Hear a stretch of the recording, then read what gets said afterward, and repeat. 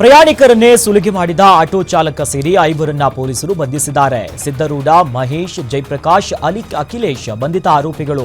ಪರಶುರಾಮ ಶಾಸ್ತ್ರಿ ಎನ್ನುವರು ಆಟೋದಲ್ಲಿ ತೆರಳುತ್ತಾ ಇದ್ದಂತ ವೇಳೆ ಆಗಸ್ಟ್ 20ರಂದು ನ್ಯೂ ಜೇವರ್ಗಿ ರಸ್ತೆಯಲ್ಲಿ ಆರೋಪಿಗಳು ಸುಲಿಗೆ ಮಾಡಿದ್ರು. 1 ಲಕ್ಷ ಮೌಲ್ಯದ ಚಿನ್ನ, ನಗದು ಸುಲಿಗೆ ಮಾಡಿಕೊಂಡು ಆರೋಪಿಗಳು ಎಸ್ಕೇಪ್ ಆಗಿದ್ರು. ಸದ್ಯ ಬಂಧಿತ ಆರೋಪಿಗಳಿಂದ ಕೃತ್ಯಕ್ಕೆ ಬಳಸಿರುವಂತ ಆಟೋ, ಚಾಕು, ಚಿನ್ನದ ಚೈನ್ ಅನ್ನ ಕಲಬುರಗಿ ನಗರದ ಅಶೋಕ್ ನಗರ ಪೊಲೀಸರು ವಶಕ್ಕೆ ಪಡೆದಿದ್ದಾರೆ.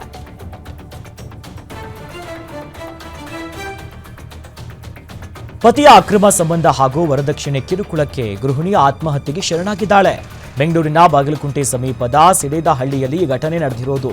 28 ವರ್ಷದ ಪೂಜ್ಯಶ್ರೀ ಆತ್ಮಹತ್ಯೆ ಮಾಡಿಕೊಂಡಿರುವಂತ ಗೃಹಿಣಿ ಪತಿಯ ವರದಕ್ಷಿಣೆ ಕಿರುಕುಳವನ್ನ ತಾಳೋದಕ್ಕಾಗದೆ ಪತ್ನಿ ಆತ್ಮಹತ್ಯೆಯನ್ನ ಮಾಡಿಕೊಂಡಿದ್ದಾರೆ. ಸದ್ಯ ಆರೋಪಿ ಪತಿ ನಂದೀಶ್ ಮತ್ತು ಅತ್ತೆ ಶಾಂತಮ್ಮನನ್ನ ಬಂಧಿಸಿ ಬಾಗಲಕುಂಟೆ ಪೊಲೀಸರು ವಿಚಾರಣೆ ನಡೆಸಿದ್ದಾರೆ.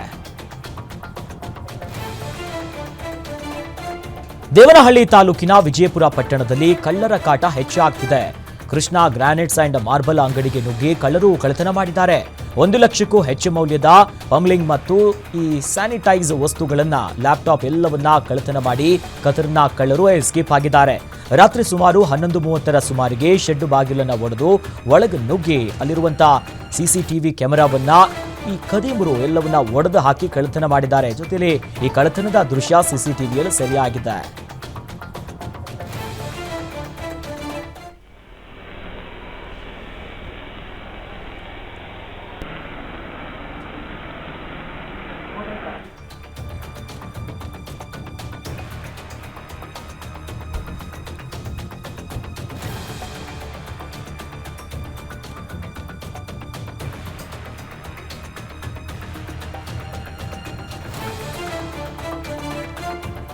ಚಾಲಕನ ನಿಯಂತ್ರಣ ತಪ್ಪಿ ಸೇತುವೆ ಮೇಲಿಂದ ಖಾಸಗಿ ಬಸ್ ಹಳ್ಳಕ್ಕೆ ಬಿದ್ದಿದೆ. ವಿಜಯನಗರದ ಹರಪನಹಳ್ಳಿ ತಾಲೂಕಿನ ಅಣಜಿಗಿರಿ ಗ್ರಾಮದ ಬಳಿ ಈ ಘಟನೆಯಾಗಿರೋದು. ಘಟನೆಯಲ್ಲಿ 20ಕ್ಕೂ ಹೆಚ್ಚು ಪ್ರಯಾಣಿಕರಿಗೆ ಗಾಯ ಆಗಿದ್ದು, ಅದೃಷ್ಟವಶಾತ್ ಯಾವುದೇ ಪ್ರಾಣ ಅಪಾಯ ಸಂಭವಿಸಿಲ್ಲ. ದಾವಣಗೆರೆ ಕಡೆಯಿಂದ ಅರಸೀಕೆರೆ ಕಡೆ ಹೊರಟಿರುವಂತಹ ಸಂದರ್ಭದಲ್ಲಿ ಅಪಘಾತ ಆಗಿರೋದು. ಇನ್ನು ಗಾಯಗೊಂಡಿರೋರನ್ನ ಅರಸೀಕೆರೆ ಸರ್ಕಾರಿ ಆಸ್ಪತ್ರೆಗೆ ದಾಖಲಿಸಲಾಗಿದೆ. ಸ್ಥಳಕ್ಕೆ ಅರಸೀಕೆರೆ ಠಾಣೆಯ ಪೊಲೀಸರು ಭೇಟಿ ನೀಡಿ ಪರಿಶೀಲನೆ ನಡೆಸಿದ್ದಾರೆ.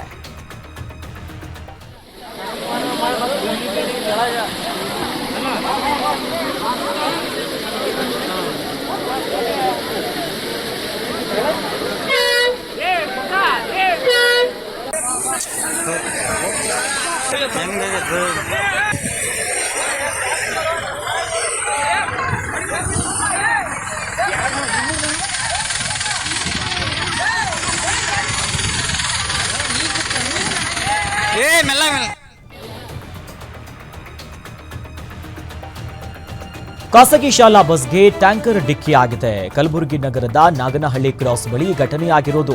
ಮಕ್ಕಳನ್ನ ಕರೆದುಕೊಂಡು ಶಾಲೆಗೆ ಹೋಗ್ತಿದ್ದ ವೇಳೆ ರಸ್ತೆಯಿಂದ ಬರ್ತಾ ಇದ್ದಂತಹ ಟ್ಯಾಂಕರ್ ಡಿಕ್ಕಿ ಹೊಡೆದು ಅಪಘಾತ ಸಂಭವಿಸಿದೆ. ಘಟನೆಯಲ್ಲಿ ಬಸ್ನಲ್ಲಿದ್ದಂಥ 2 ಮಕ್ಕಳಿಗೆ ಗಾಯಗೊಂಡಿದ್ದು ಸ್ಥಳೀಯ ಆಸ್ಪತ್ರೆಗೆ ದಾಖಲು ಮಾಡಲಾಗಿದೆ. ಅದೃಷ್ಟವಶಾತ್ ಯಾವುದೇ ಪ್ರಾಣ ಅಪಾಯ ಸಂಭವಿಸಿಲ್ಲ. ಕಲಬುರಗಿ ಟ್ರಾಫಿಕ್ ಪೊಲೀಸ್ ಠಾಣೆಯಲ್ಲಿ ಕೇಸ್ ದಾಖಲಾಗಿದೆ.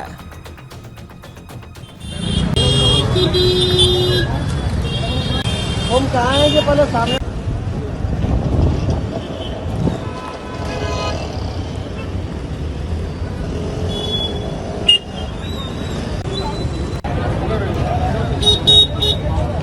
ऐसा खाली जगह रहता नहीं।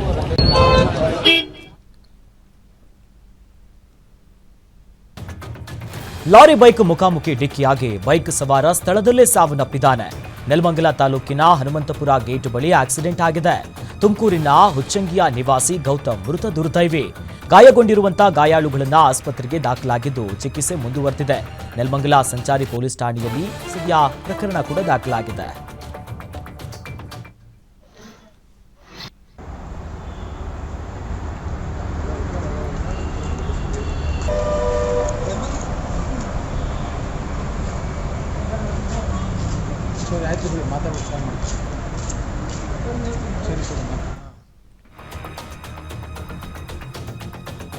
ಮನೆಯಲ್ಲಿ ಯಾರೂ ಇಲ್ಲದ ವೇಳೆ ಮನೆಯ ಬೇಗವನ್ನ ಮುರಿದು ಚಿನ್ನಾಭರಣವನ್ನ ಕದ್ದು ಕಳ್ಳರು ಎಸ್ಕೇಪ್ ಆಗಿದ್ದಾರೆ. ಚಿತ್ರದುರ್ಗ ಜಿಲ್ಲೆಯ ಹೊಟ್ಟಜ್ಜಿನ ಕಪಿಲೆ ಎಲೆಯಲ್ಲಿ ಈ ಘಟನೆಯಾಗಿರುವುದು. ಶ್ರೀನಿವಾಸ್ ಅವರ ಮನೆಯಲ್ಲಿ ಒಟ್ಟು 5 ಲಕ್ಷ ಮೌಲ್ಯದ ಚಿನ್ನಾಭರಣವನ್ನ ಕದ್ದು ಖತರ್ನಾಕ್ ಕಳ್ಳರು ಪರಾರಿಯಾಗಿದ್ದಾರೆ. ಮನೆಯವರು ತೋಟಕ್ಕೆ ಹೂವನ್ನ ಬಿಡಿಸುವುದಕ್ಕೆ ಹೋದಂತ ಸಂದರ್ಭದಲ್ಲಿ ಕಳ್ಳರು ಕೈ ಚಳಕವನ್ನ ತೋರಿದ್ದಾರೆ. ಸ್ಥಳಕ್ಕೆ ಚಿತ್ರದುರ್ಗ ಜಿಲ್ಲೆಯ ಚಳ್ಳಕೆರೆಯ ಡಿವೈಎಸ್ಪಿ ರಾಜಣ್ಣ ಭೇಟಿ ನೀಡಿ ಪರಿಶೀಲನೆ ನಡೆಸಿದ್ದಾರೆ. ಧರ್ಮಸ್ಥಳದಲ್ಲಿ ಹೂತಿಟ್ಟ ಅನಾಮಿಕನ ಆರೋಪ ಎಸ್ಐಟಿ ತನಿಖೆ ವಿಚಾರವಾಗಿ ಇವತ್ತು ಶಿವಮೊಗ್ಗದಿಂದ ಧರ್ಮಸ್ಥಳಕ್ಕೆ ಧರ್ಮ ರಕ್ಷಾ ಜಾಥಾಗೆ ಮಾಜಿ ಡಿಸಿಎಂ ಕೆಎಸ್ ಈಶ್ವರಪ್ಪ ಚಾಲನೆ ನೀಡಿದ್ರು. ಬಳಿಕ ಧರ್ಮಸ್ಥಳದತ್ತ ರಾಷ್ಟ್ರಭಕ್ತರ ಬಳಗದ ವತಿಯಿಂದ ಮುಖಂಡರು ಕಾರ್ಯಕರ್ತರು ರ್ಯಾಲಿ ನಡೆಸಿದ್ರು. ರ್ಯಾಲಿಯಲ್ಲಿ 224 ಕಾರು ಹಾಗೂ 5 ಟಿಟಿ ವಾಹನಗಳು ಭಾಗಿಯಾಗಿದ್ವು. ಶಿವಮೊಗ್ಗದ ಮಲ್ಲೇಶ್ವರ ನಗರದ ಮಸ್ತಾಂಬಿಕಾ ದೇವಾಲಯದಲ್ಲಿ ಪೂಜೆಯನ್ನ ಸಲ್ಲಿಸಿ ಶಿವಮೊಗ್ಗ ಭದ್ರಾವತಿ ಮಾರ್ಗವಾಗಿ ಧರ್ಮಸ್ಥಳದತ್ತ ತೆರಳಿದ್ರು.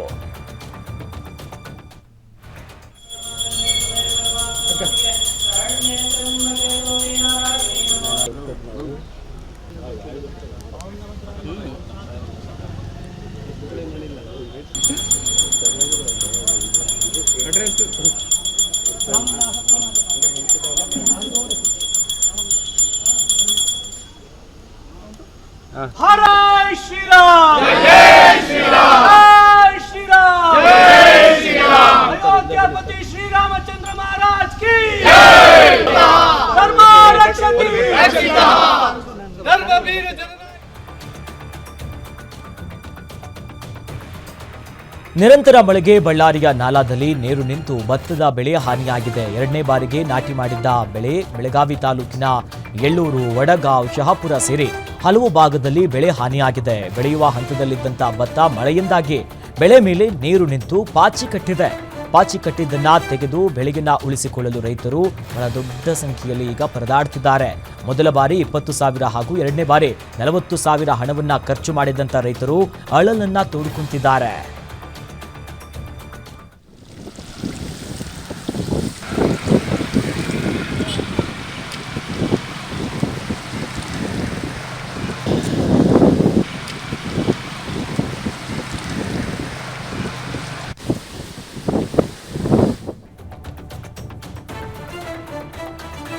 ಕಲಬುರಗಿ ಜಿಲ್ಲೆಯಾದ್ಯಂತ ಧಾರಾಕಾರ ಮಳೆಗೆ ಸಾವಿರಾರು ಹೆಕ್ಟೇರ್ ಪ್ರದೇಶದಲ್ಲಿ ಬೆಳೆದಿರುವಂತಹ ಬೆಳೆ ನಾಶವಾಗಿದೆ. ಅಫಜಲ್ಪುರ ತಾಲೂಕಿನಲ್ಲಿ 13,850 ಹೆಕ್ಟೇರ್ ಬೆಳೆ ನಾಶವಾಗಿದ್ದು, ಡ್ರೋನ್ ಕ್ಯಾಮೆರಾವನ್ನ ಬಳಸಿ ಬೆಳೆ ಹಾನಿ ಸಮೀಕ್ಷೆಗೆ ಅಧಿಕಾರಿಗಳು ಮುಂದಾಗಿದ್ದಾರೆ. ಮೊದಲ ಹಂತದಲ್ಲಿ ಅಫಜಲ್ಪುರ, ಜೇವರ್ಗಿ ಹಾಗೂ ಆಳಂದ ತಾಲೂಕಿನಲ್ಲಿ ಡ್ರೋನ್ ಮೂಲಕ ಕೃಷಿ, ತೋಟಗಾರಿಕೆ ಮತ್ತು ಕಂದಾಯ ಇಲಾಖೆಯಿಂದ ಜಂಟಿ ಬೆಳೆ ಹಾನಿ ಸಮೀಕ್ಷೆ ಮಾಡಿದ್ದಾರೆ.